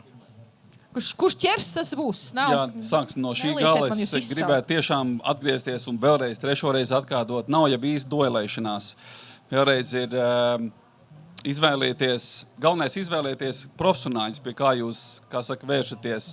Vai nu ejiet pie nekustamā īpašuma darījuma starpnieka, ejiet pie arhitekta, ejiet pie ekonomista, ejiet pie gudriem cilvēkiem un uzklausiet viedokļus. Jūs esat pietiekoši visi, advancēti, gudri cilvēki un nav pareizi vai nepareizi izvēle. Bet tā pieredze arī atbildot uz šo te pēdējo noslēgumu jautājumu dzīvē rāda tomēr citādāk, vai ne? Ka, kad tu redzi, ka, teiksim, tev ir dzīvoklis pa 250,000 koku mājā vai dzīvoklis ir pa 250,000 mūru mājā, tad nezin gan, ka pēc šī statistika tomēr sagrūst. Es to saku pēc pieredzes, jo mums ir 3-stāvu koka CLT daudzdzīvokļu nams, ko mēs piedāvājam Sālspilī, un tur tāda, kā saka, mēs redzam, ka tur nav tā dinamika, kā mēs noteikti vēlētos redzēt, bet galvenais būvējiet tā, kā jūs jūtaties, kā jūs gribat justies, un tad, kā saka, tad mēs visi būsim noteikti laimīgi. Paldies, un paldies par diskusiju. Paldies, ejam tālāk, vēl nekas nav beidzies, vēl es tomēr... Vienos kursos es arī mācījos, un pasniedzējs teica tā, ka nevienam nevajag būvēt māju. Visiem gribās būvēt. Un tad ir jābūvē to, ko gribās. Un lai uzbūvētu to, ko gribās, ir jāatrod tādus meistarus un materiālus, kuri arī grib strādāt. Tātad meistariem ir jābūt tādiem, kas zina to materiālu, kam ir vismaz certifikātiņš, kaut vai viens. Un tad jau viņam var paļauties. Un ja viņš vēl pats sev ir uztaisījis kaut ko tam līdzīgu, tad tā jau izskatās pēc tehnoloģijas. Ļoti labi, jā. Paldies. Jā, būvniecības process ļoti. Tik gudri sarunas biedri, ka prieks. Visam piekrītam. Tur, kā saka, ir labi, ja dara labas lietas pareizi, un slikti, ja dara sliktas lietas nepareizi, vai ne? Par to mēs varam vienoties. Tā kā nav jābūt izvēlē koks vai betons, katram ir savs, vienam patīk viens, vienam otrs, katram jādara tas, kas cilvēkam patīk. Un tad arī būs daudz vieglāk, teiksim, ar to rezultātu sadzīvot. Un, kā saka mans projektu vadītājs, saka, ir daudz vieglāk, ja visu pareizi izdara ar pirmo reizi. Un lai jums visiem izdodas pareizi izdarīt visu ar pirmo reizi.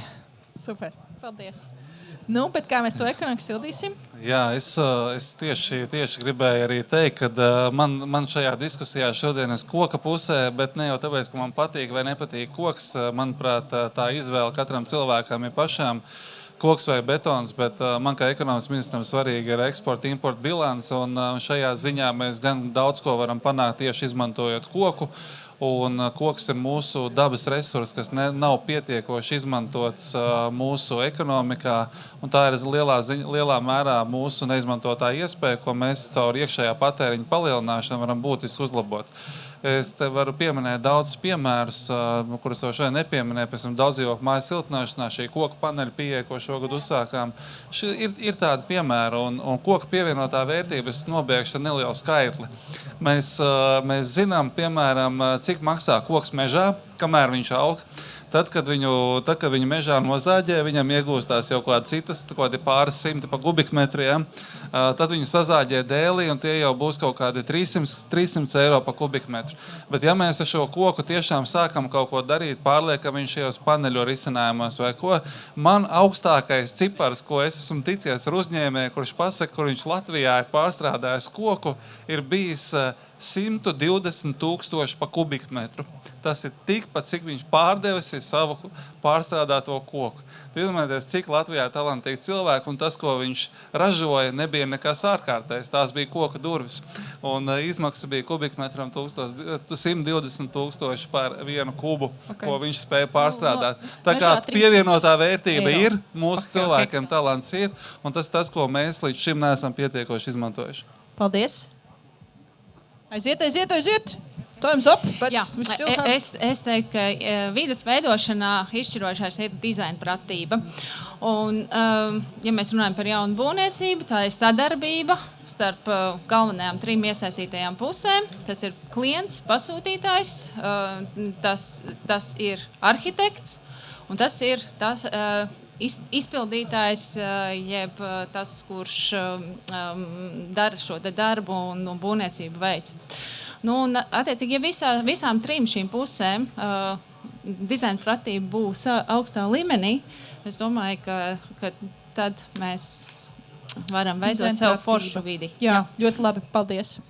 Jā, pilnīgi piekrīt. Tā dizaina pratība ir ļoti svarīga, un tas galā ir kultūras jautājums. Būvkultūras jautājums, profesionālās kultūras jautājums, un lai tā būtu augstā līmenī, tā ir jākultivē.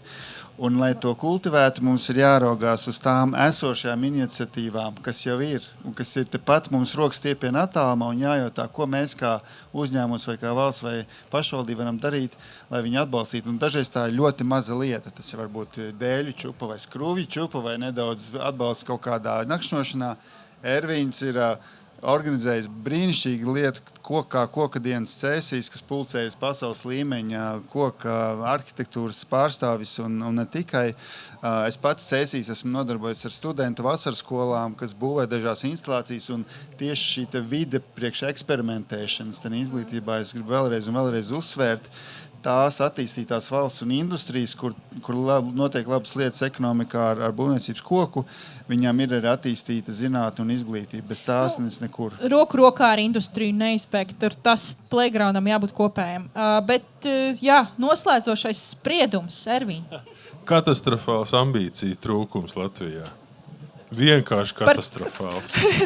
Mēs šeit diskutējam, saprotiet, mums ir Brīvdabas muzejs, kur savā laikā uzsāka 1926. gadā, man liekas, izveidoja Kundziņš, arhitekts, doktors Kundziņš, profesors. Mums ir tradīcijas. Mūsu koka ēkas vēsturiski ir bijušas ļoti kvalitatīvas, ļoti augstā kvalitātē, ļoti amatnieciskā kultūra, ļoti visaugstākajā līmenī. Ir pārņemta pieredze, labākā pieredze no ārzemēm, no vāciski runājošajām zemēm galvenokārt. Ja? Tad nāca kari. Ja pirmais karš vēl to visu tā teikt, nenolīdzināja gluži ar zemi, tad otrais diezgan pamatīgi, faktiski. Ja? Un mēs šobrīd esam tajā situācijā, mēs tā kā maldamies, te pa tumsu. Ja? Mūris vai koks, un kur tad mēs gribam dzīvot tagad? Jautājums ir par ko citu. Katrs var dzīvot, kur viņš grib. Bet ir nozare, kas var padarīt turīgus, bagātus un priecīgus, laimīgus, burtiski 100 000 cilvēku mūsu valstī.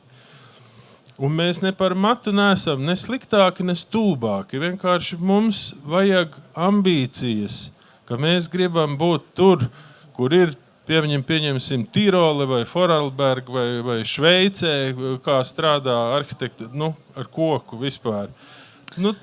Tas ir tas, un jā, mums nav naudas. Naudas mums nav, tāpēc, ka mums nav ambīcija arī tai skaitā. Nav naudas. Tad ko? Jo es pateikšu par vienu zīloni istabā. Kokrūpniekiem signāls. Ramoliņš būvē koku Uldīgā. Kas tas ir? 5 stāvos. Atbildiet uz jautājumu. Betona sendviču daudzdzīvokļu ēka. Ja? Džeki, jums... Izslēdz man. Nē. Es jau arī rāju nozari, ka nozarei nav ambīcija. Tieši tā. Bet vajag, zin ko, zaļajām mājām vajag rīkot kursikus priekš koprūpnieku asociācijas top večiem. Piespiedu kārtā, tā kā dzērāju šoferiem. Satiksmes noteikumus. Tā, tad mums ir konkrēta aktivitāte. Sākam apmācīt savējos. Bet, Klau, paldies, pietiekami dinamiski, kaut kur strīdi, kaut kur romantika, bet kā jau katrā ģimenē pienākās. Latvijas sabiedrība, lai atbalsta koka būvniecību ne tikai vārdos, bet arī izvēlotos savus mājokļus, bet galu galā, lai mūsu resursi, Latvijas resursi, tiešām mēs spējam to izmantot ilgtermiņā, vienlaikus uzlabojot mājokļu pieejamību un atstājot arī brīvo izvēli diskusijai, jo kas būs bez tā, ka mums būs brīvi runāt. Paldies, es biju Gunita Ķiesnere, man brīnišķīgie dalībnieki. Liels paldies jums par diskusiju, tiekamies jau citā lampā.